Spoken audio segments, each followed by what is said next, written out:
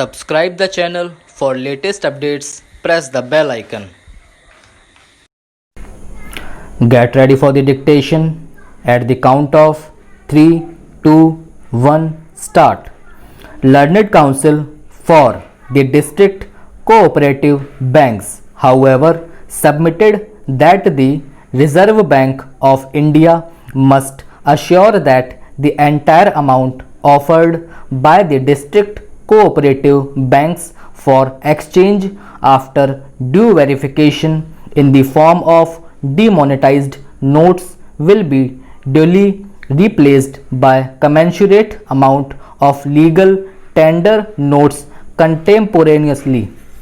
The learned Attorney General on instructions submitted that the policy of replacement of legal tender notes as applicable to public sector banks and other banks will be applied even in the case of district cooperative banks for exchange of demonetized currency with the legal tender currency.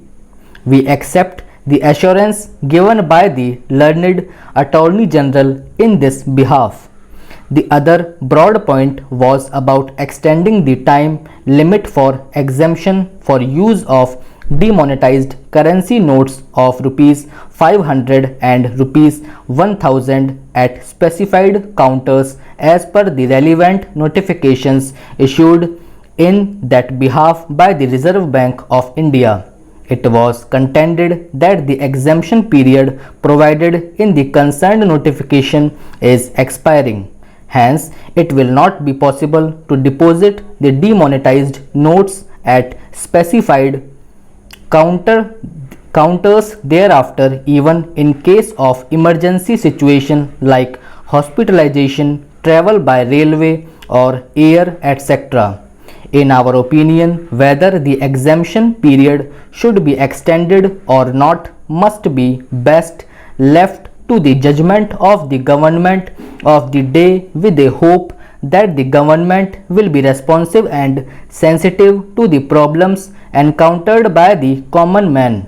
Accordingly, we decline to issue any interim direction to the government in the matter of extending the period of exemption and leave it open to the government to take appropriate decision in that behalf as may be advised. The other serious grievance made by the petitioners is about the denial of right to withdraw the prescribed amount of rupees 24,000 per week per account holder, in spite of notification issued by the Reserve Bank of India permitting such withdrawal.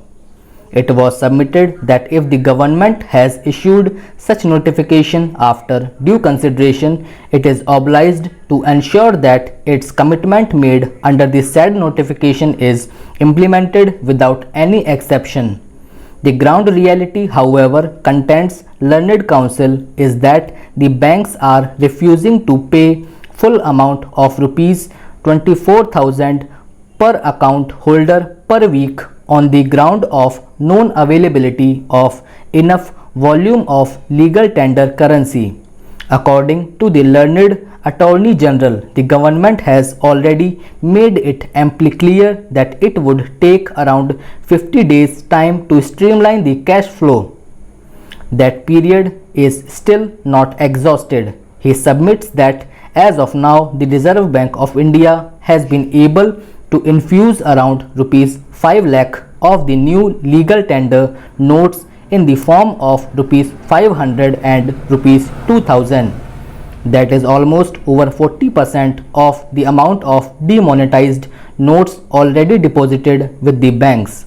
Further, the authorities are working to the best of their ability to diffuse the crisis of cash flow situation by printing new notes.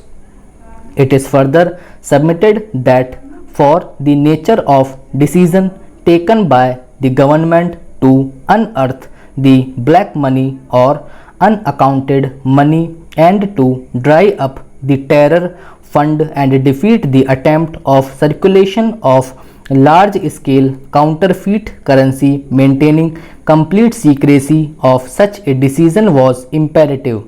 For that reason, new currency notes could not be printed well in advance. He submits that the old demonetized notes will be replaced by new legal tender notes in the form of rupees 500 and rupees 2000, progressively in right earnest.